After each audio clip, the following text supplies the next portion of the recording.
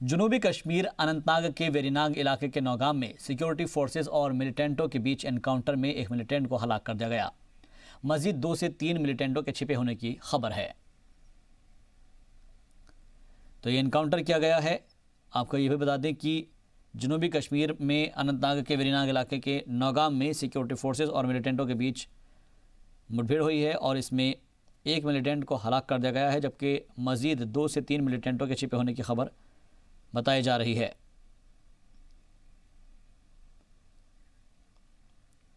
तो कहा यह जा रहा है कि मिलिटेंट छिपे हो सकते हैं और इसलिए सिक्योरिटी फोर्सेस लगातार ढूंढने में लगी हुई है। ऑपरेशन चलाया जा रहा है। जम्मू कश्मीर से लगातार मिलिटेंटों का सफाया जारी है। सिक्योरिटी फोर्सेस चुन चुनकर वादी से दहशतगर्दों का सफाया करने के मिशन पर लगी हुई है। जम्मू कश्मीर के वेरीनाग इलाके के नौगाम में सिक्योरिटी फोर्सेस और मिलिटेंटों के बीच एनकाउंटर में जैश-ए-मोहम्मद का एक दहशतगर्द मारा गया है। खबरों के मुताबिक सिक्योरिटी फोर्सेस को इलाके में 2 से 3 मिलिटेंटों के छिपे होने की खबर मिली थी। फिलहाल दीगर मिलिटेंटों की धरपकड़ के लिए तलाशी मुहिम जारी है। इलाके में फिलहाल इंटरनेट खदमात को बंद कर दिया गया है।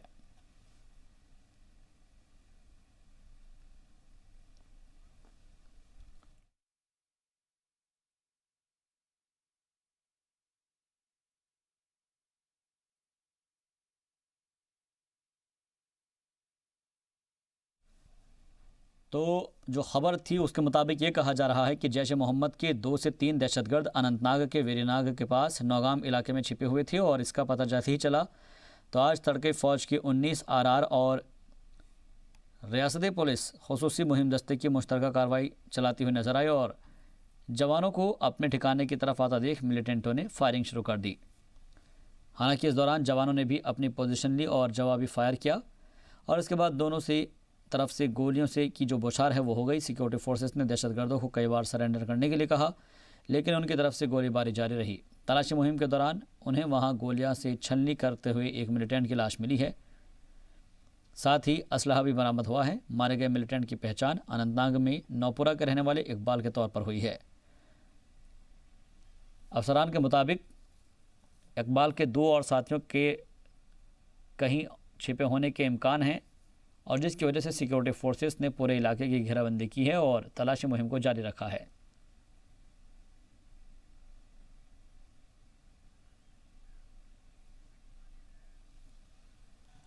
खालिद मुंतज़िर हमारे जी मीडिया नुमाइंदे मजीद बातचीत के साथ हमारे साथ जुड़ गए हैं।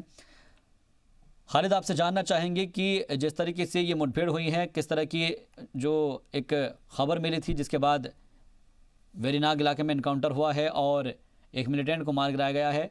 फिलहाल आपसे जानना चाहेंगे क्या सूरत हाल वहाँ पर है, इंटरनेट जो खिदमत है क्या उसको मुअत्तल जो किया गया था, क्या उसके बाद से फिर से शुरू किया गया है और क्या सर्च ऑपरेशन अभी भी जारी है?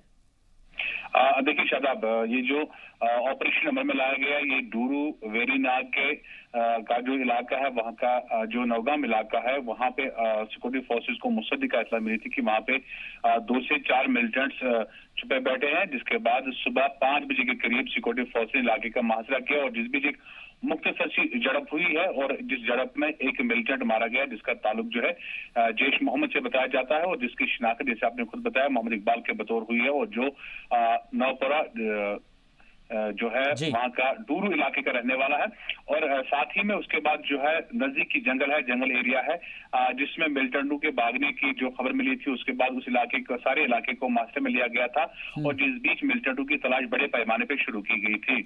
और अभी जब मैं आपसे बात कर रहा हूँ अभी भी इत्तला मिली है कि ऑपरेशन ऑन किया गया है, ऑपरेशन को हटाया गया है और जो मुहासरा था वो खत्म कर लिया गया और बताया जाता है कि जंगल एरिया का फायदा उठाकर मिलिटेंट शायद भागने में कामयाब हुए हैं और जो मुकामी मिलिटेंट था इसकी हलाकत सिक्योरिटी फोर्सेस के लिए अहम मानी जाती है क्योंकि मुकामी मिलिटेंट का शामिल होना ही रिक्रूटमेंट को बढ़ावा देता है और जो इंटरनेट खदमात को मुअत्तल किया गया था अभी तक मुअत्तल ही है, अभी तक बहाल नहीं किया गया, लेकिन खबर यही है जरायू से कि रात 10 बजे तक जो है इंटरनेट खदमात बहाल की जाएगी क्योंकि इस झड़प के बाद पूरे जिले अनंतनाग में कहीं पे भी कोई नाखुशगवार वाकया पेश नहीं आया है और जिससे यह उम्मीद बढ़ गई है कि आज इंटरनेट सर्विस को शाम 10 बजे तक बहाल किया जाएगा। इंटरनेट सर्विस जो है अभी भी मुअत्तल है और पूरे इलाके में अगर देखा जाए इस वाकये को छोड़कर पूरे इलाके में हालात जो है वो पुरअमन ही है। और आज अनंतनाग जिले में कारोबारी अमल जो है कारोबारी सरगर्मियां जो है वो अच्छी तरह से चलती रही। जहां स्कूल कॉलेजों में आज काम होता रहा, वहीं पे बाजारों में आज दुकानें खुली देखने को मिली और ट्रांसपोर्ट खिदमत जो है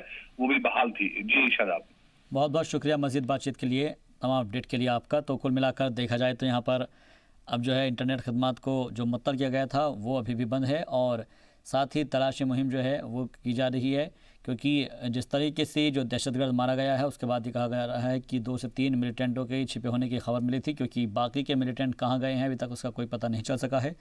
लेकिन नौगाम इलाके में ये छिपे हुए थे और जैसे इसका पता लगा तो आज तड़के फ़ौज की 19 आरआर और रियासती पुलिस खुसूसी मुहिम दस्ते की मुश्तरका कार्रवाई चलाई जा रही है। तो जिस तरीके से ये पूरा ऑपरेशन चलाया गया है ज़रा उस पर एक नज़र डाल लेते हैं।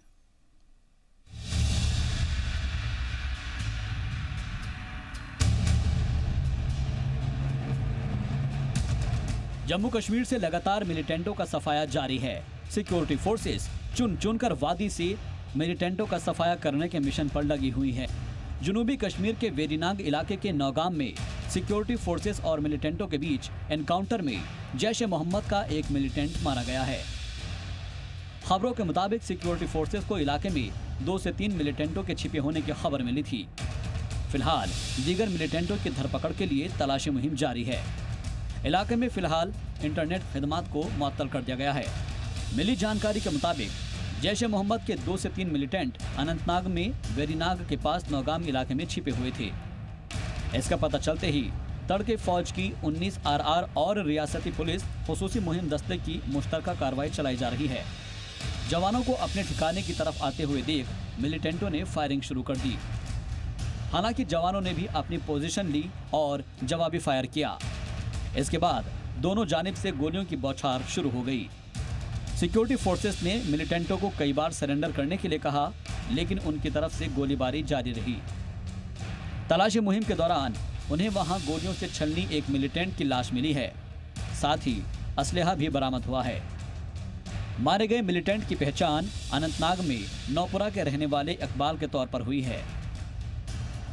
मुताल्लिका अफसर ने बताया कि इकबाल के 2 और साथियों के वहीं कहीं छिपे होने के भी इम्कान हैं, जिसकी वजह से सिक्योरिटी फोर्सेस ने पूरे इलाके की घेराबंदी के बीच तलाशी मुहिम को जारी रखा है। ब्यूरो रिपोर्ट, जी सलाम।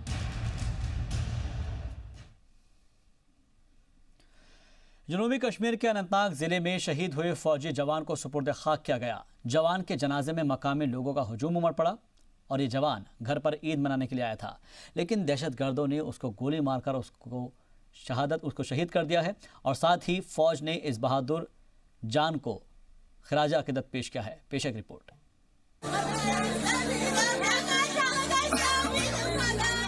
यह है जनूबी कश्मीर के अनंतनाग के लारकीपुरा में वाक़े फौजी जवान मंजूर अहमद बेग का मकान, जिसमें जुमा की शाम 8:30 पर उन्हें मिलिटेंटों ने उस वक्त उन पर गोलियां चलाई जिस वक्त अपनी अहलिया के हमराह अपने मवेशियों को चारा देने निकले थे। हालांकि मंजूर उन हमलावरों से पहले भिड़ गए थे और एक की राइफल तक छीनने में कामयाब हो गए थे, पर इसी बीच तीसरे मिलिटेंट ने, जो कि बाहर रखवाली करने बैठा था, उन पर हमला कर दिया। मंजूर इन गोलियों की बौछार में शदीद जख्मी हुए और इस दौरान हमलावर अंधेरे का फायदा उठाकर फरार होने में कामयाब हो गए। मंजूर को फौरी तौर पर अस्पताल पहुंचाया गया, जहां पर डॉक्टरों ने उन्हें मुर्दा करार दे दिया। फौज ने इस हमले को बुज़दिलाना हरकत करार दिया है। वहीं मंजूर को पूरे फौजी एजाज के साथ खराज अकीदत पेश किया गया। दूसरी जानिब मकामी लोगों की कसीर तादाद ने मंजूर के जनाजे में शिरकत की, उनकी रूह को सुकून मिलने के लिए दुआ की। मंजूर के लवाहिकीन में 3 मासूम बच्चे और अहलिया शामिल हैं। फौजी जवान के इस तरह कत्ल से पूरे इलाके में जहां मातम पसरा हुआ है, वहीं अब उसके घर के सामने बड़े चैलेंजेस भी खड़े हो गए हैं और अब उसके रिश्तेदार और मकामी लोग मंजूर के इस मुतासिरा कुनबे की मदद की फरियाद कर रहे हैं। 5-10-15 साल से हो गए उसको आर्मी में, पता नहीं कौन आया, किसने किया। ये दिलदोज वाक़ा हो गए। मंजूर के लवाहिकीन समेत पड़ोसियों के मुताबिक वो बहुत ही शरीफ और बड़ों की इज्जत करने वाला शख्स था और उनको उसकी कमी बार बार खलती रहेगी। हम चाहते गवर्नमेंट से अपील करते हैं कि इसका कुछ सहारे की अपील करते हैं, उसकी कुछ रोजगार, उसके बच्चों की रोजगारी का जिम्मेवारी ले वो। हम गवर्नर साहब से भी अपील करते हैं कि ये बेचारा बेसहारा है। ईद पर छुट्टी मनाने आए जवान मंजूर अहमद बेग शहीद हो चुके हैं और उनके घर पर मातम का माहौल छाया हुआ है। घर पर 3 छोटे बच्चे अपने वालिद को याद करते हैं और पापा कहकर उन्हें पुकार रहे हैं, तलाश करते हैं, लेकिन आज उनकी फरियाद सुनने वाला कोई नहीं है। ब्यूरो रिपोर्ट, जी मीडिया। हिंद पाक बॉर्डर पर तैनात बीएसएफ जवानों को आजकल शदीद गर्मी का सामना करना पड़ रहा है और इस गर्मी ने जवानों को भी बेचैन कर दिया है। मुल्क की सलामती और तहफ़्फ़ुज़ के लिए सरहदों पर तैनात जवानों को परेशानियों का सामना करना पड़ रहा है, लेकिन वो खुशी महसूस कर रहे हैं कि उनकी वजह से लोगों को आराम मिल रहा है। दिन में दर्जाए हरारत 45 डिग्री के पार पहुंच जाता है और इस दौरान भी हमारे जवान भारी भरकम यूनिफॉर्म और हैवी बुलेट प्रूफ जैकेट पहनते हुए गश्त करते नजर आते हैं। इस दौरान एक जवान ने कहा कि खुशी है कि हमारी बदौलत मुल्क के लोग आराम से सो पा रहे हैं। चलिए बढ़ते आगे। श्रीनगर में अवामी नेशनल कॉन्फ्रेंस की जानिब से एक प्रेस कॉन्फ्रेंस रखी गई, जिसमें पार्टी के नायब सदर मुजफ्फर शाह ने कहा कि जम्मू कश्मीर में बीजेपी के कारकुनान नहीं बल्कि एजेंट मिल रहे हैं। उन्होंने कहा कि एजेंट किसी भी ख्याल के नहीं होते। उन्होंने ये भी कहा कि कश्मीर में हालात को बेहतर नहीं बल्कि मजीद ख़राब किया जा रहा है। उनका मानना है कि कश्मीर के हालात को पीछे धकेला जा रहा है।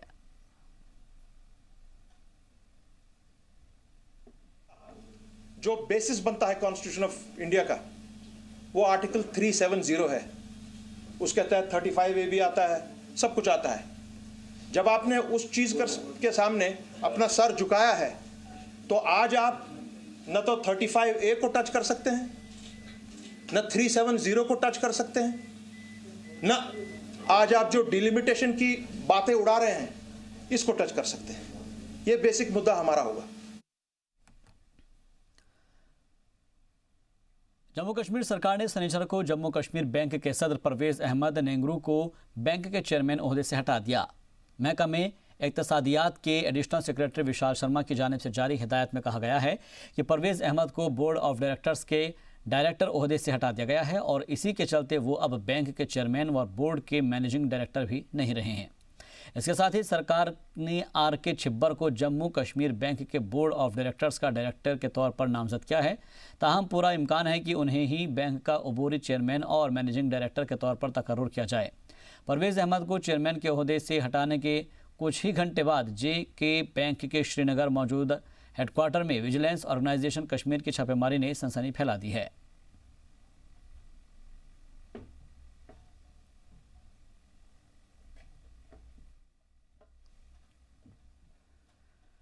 तो अब ये देखना है होगा कि इसके पीछे क्या क्या वजूहात हैं, ये जानने की हम कोशिश करेंगे, क्योंकि ज़ाहिर तौर पर एक के बाद एक फ़ैसले यहाँ पर लिए गए हैं।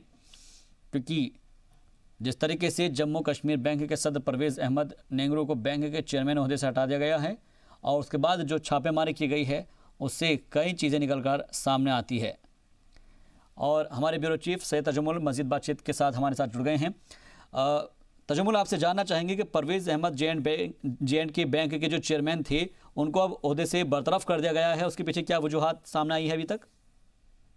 देखिए शायद आपको याद होगा कि गवर्नर इंतजामिया के बाद बहुत बार कोशिशें की गई कि जम्मू कश्मीर बैंक के चेयरमैन का तबादला किया जाए, लेकिन उसके बाद कई एक डेफिशिएंसीज को सामने लाने के बाद आपको याद नेशनल कॉन्फ्रेंस PDP और कई एक रीजनल पार्टीज ने उस वक्त जम्मू कश्मीर बैंक की इंटरनल ऑटोनॉमी को चैलेंज करने के बाद एहतजाज भी किए, जिसके बाद जम्मू कश्मीर बैंक के चेयरमैन का तबादला थोड़ी देर के लिए टल गया।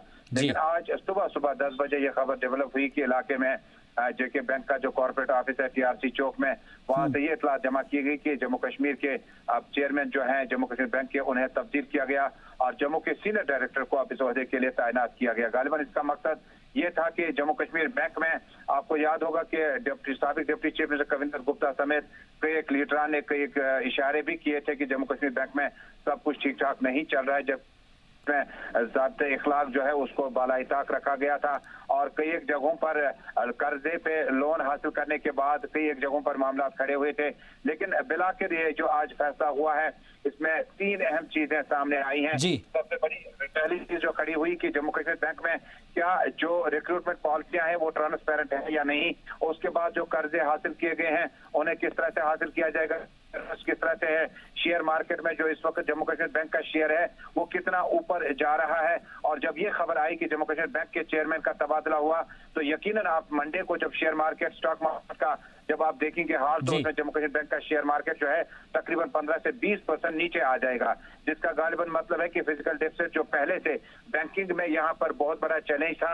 अब यहाँ पे हमने आज भी कई सियासी लीडरान से बात की, चौधरी ताज मोहिद्दीन से बात की, अली मोहम्मद सागर से राब्ता कायम किया तो उन्होंने कहा कि अगर जम्मू कश्मीर बैंक के चेयरमैन का तबादला करना था, तबादला कोई सियासी फैसला नहीं होता है बल्कि ये जो एडमिनिस्ट्रेटिव इश्यूज होते हैं ये जानबूझकर नहीं लिए जाते हैं बल्कि काफी इसमें वर्कआउट किया जाता है। लेकिन पहले विजिलेंस का जो रेड है उसको तबादले के साथ कैसे आप लिंक करते हैं। अगर इनके खिलाफ कुछ आपके पास सबूत थे कि बेजाबतियां चल रही है जम्मू कश्मीर बैंक में तो पहले तहकीकात की जानी चाहिए थी। यानी ये तबादला जो है चूंकि ये कोई सियासी फैसला नहीं है, ऐसे फैसले आते रहते हैं जब किसी भी जम्मू कश्मीर बैंक के चेयरमैन ने अपना मुद्दत या टर्म जो है पूरा नहीं किया होगा और उसके बाद डायरेक्टर लेवल के ऑफिसर को अब जम्मू कश्मीर बैंक का चेयरमैन तैनात किया गया।